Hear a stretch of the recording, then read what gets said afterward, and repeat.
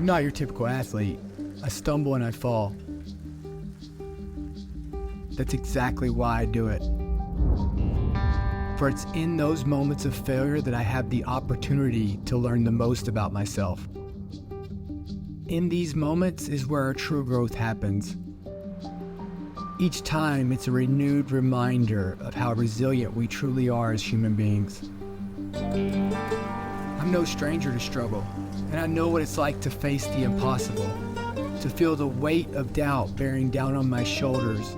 But I think that fear is what allows us to reveal our true strength and our ability to overcome. I've also learned along the way that getting through the hard moments is only half of it. Sharing those moments and bringing others through theirs is just as important. It's a service that we get to give, because through showing our courage, we inevitably encourage others to be fearless. And by lifting ourselves, we have the opportunity to lift others. The call to serve extends far beyond the finish line. Extraordinarily proud. Sergeant Dakota. It's about making a difference, lending a helping hand, and embodying selflessness. It's a way of life. So welcome to the journey. Welcome to a place where hard work meets heart, where desire meets discipline, and where together we redefine what it means to be an athlete. Whether you're a seasoned athlete or just starting out, you're not alone. Together, we'll push boundaries, break barriers, and shatter the expectations. Welcome to the road to Ironman Texas.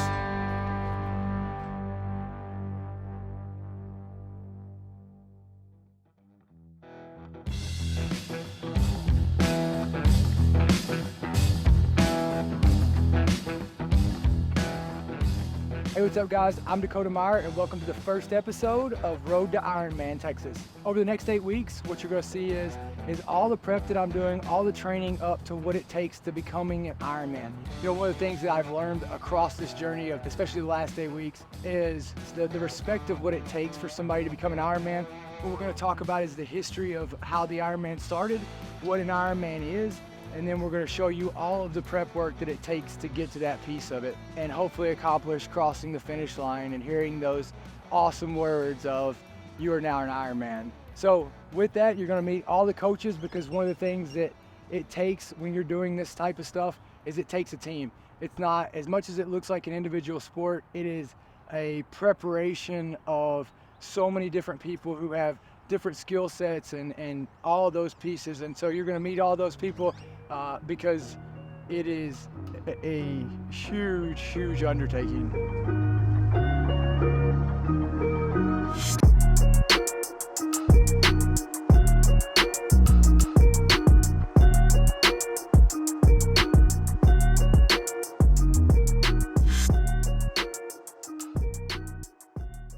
So we're going to do 4, 2, 1. And the 4 mile is going to be around 7:20, 7:30, kind of working into it. And then the 2 mile will be around 7-minute pace, and then the 1 mile, 6:45. So a little easier today, but working on more Ironman pace. Today we're gonna work more that 7 to 7:30 range, because that's gonna be his Ironman, hopefully, coming off the bike effort. He's gotten really comfortable at, below 7 minutes during these type of workouts, but it's a whole different feeling when you're coming off the bike. And then since he's also carrying a bit of fatigue in him, I don't want to completely trash him. So instead of going to that 6:20, 6:30 pace, we're gonna work the system of like the 7 to 7:30 pace. It's like 8 weeks into training, and like the first 8 weeks, like the improvements were every single workout, and you're just like living off that high. And it's like the last couple days, you're not getting the huge gains that you were getting. They said it in the beginning, there's gonna be these workouts that you just have to just get through. And so it's like starting to get to that point, like you're starting to feel like your cumulative fatigue is just, it's pretty high right now, especially with my travel schedule. And so running these things is like, it's a dynamic to balance, because you're so number focused right now. It's like such a huge number game. And like what I set out to do, I'm so driven to hit that number. And so it's like, this is where a coach comes in, especially like having these two here who know the whole process and being able to walk you through that. That's why you got Dre and Keegan.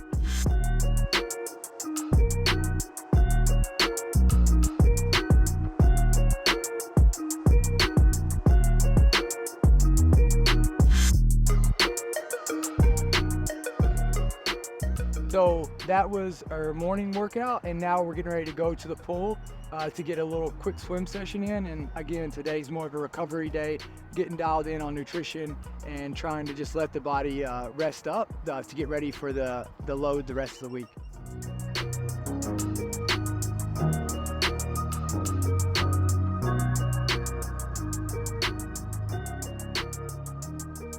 So here we are at Lost Creek. We've got the coaches, like the chefs of the plan. They create the plan, and basically my job is just to try to follow it as close as possible. They're kind of like life coaches, counselors, trainers, nutritionists. They are the most multi-dimensional when it comes to coaching that I've ever dealt with, and I've had a ton of coaches. So I met them through MVDM Coaching. MVDM Coaching is a coaching resource that's down here in Austin, Texas. They train tons of athletes all across the world. They have a huge community and a presence down here in Austin, Texas. So I reached out to Dre and Keegan about a year ago whenever I was looking to learn and improve my swimming. And then I reached back out to them to help me with this Ironman journey because both of them are athletes. Keegan is a professional athlete in running. Dre is a professional athlete in everything in life, swimming, running, weightlifting, all those things. That's not her real resume. Bad bicep curve. That's not her real resume, but it's the resume that I'll tell you is hers.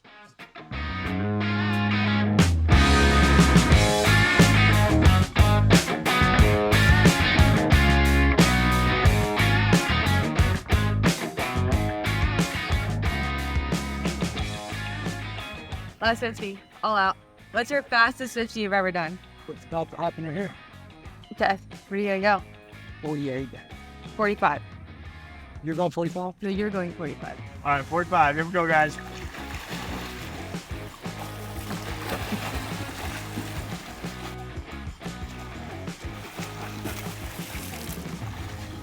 You're 40. Got some speed today. If I could learn to breathe On both sides. from both sides, like it would, I mean, If you're willing to learn, it will help you a ton. yeah, I'm Just- willing to learn it. Like, I breathe left in the pool, but when I open water, I breathe right. do you breathe every stroke? Yes. You do? Yep, but I'll switch my sides. So I gotta do every 3. So like if I could do like boom, boom, boom, breathe, Yeah, and now you're on the other boom, side. boom, boom, breathe. The problem is the timing on the side you're not used to if you're breathing too late. Right when you enter, you gotta breathe. Because right now you're going like this. Yeah, that's exactly. And you're what like I'm doing. forgetting. I mean, if I can do that, I really might have a chance at like swimming under a 3 hour.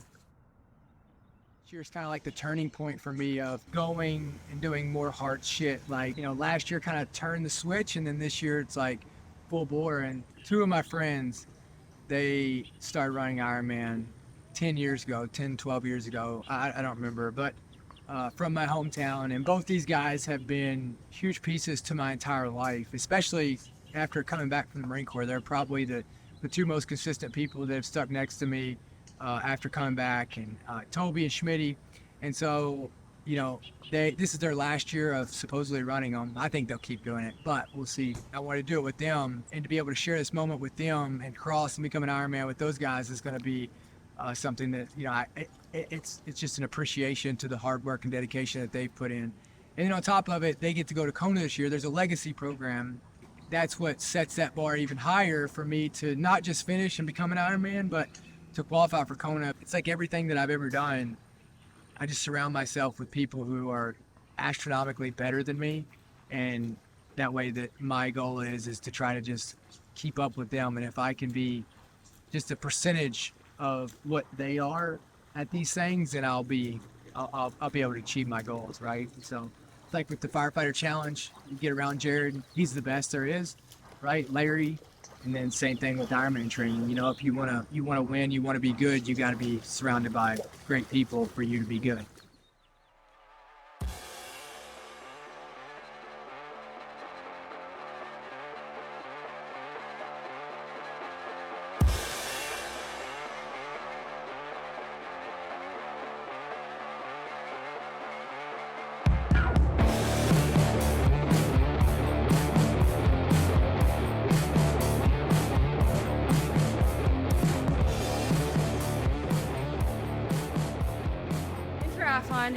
you have 3 different sports: swimming, biking, running. You have to figure out how you're going to maximize all 3 sports.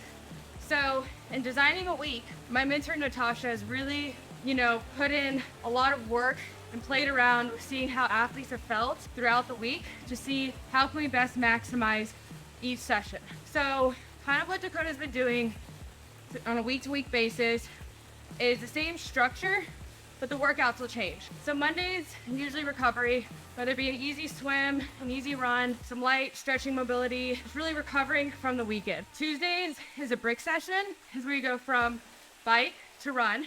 And usually we have those as a pretty hard session.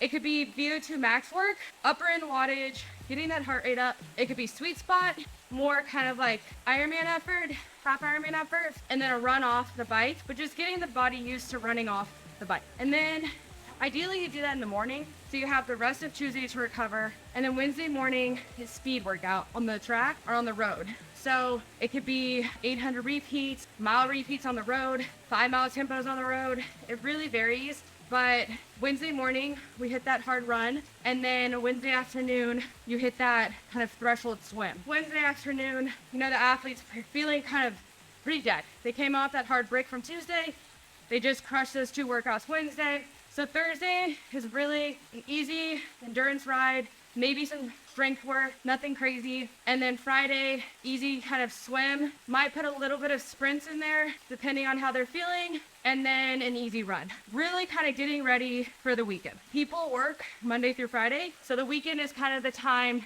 for them to really add those hours in. Saturday is usually a long ride, with some different efforts in there, and then a runoff. And then Sunday's a long run. Same thing. We'll kind of, put some different workouts in there. Sometimes we'll just run 16 miles easy. Other times, like this weekend, he has 16 miles, but there's gonna be a workout in there. So he's gonna have to do 4 miles hard, 3 miles hard, 1 mile hard, all at Ironman effort. But so getting that body used to not only the poundage on the ground, but hitting that effort for a long period of time. So that's kind of how Monday through Sunday looks like. Dakota travels a ton, so there are times that we have to adjust. He is a dad, he's CEO, there's a lot of things going on in his life. So, we have to adjust accordingly. And also if he's exhausted, we have to, encounter that too. So we'll adjust as it goes, but that's kind of the main structure.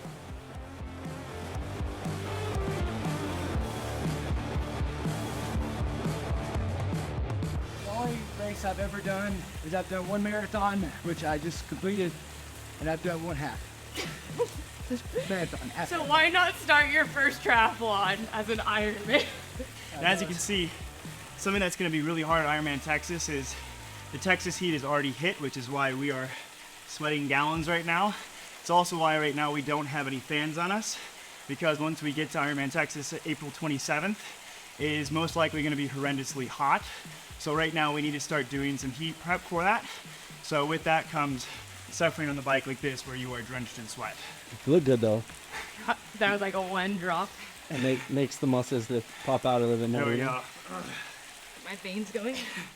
I just hope people watching this, I think one of the biggest problems that the world is missing right now across all demographics is just hope.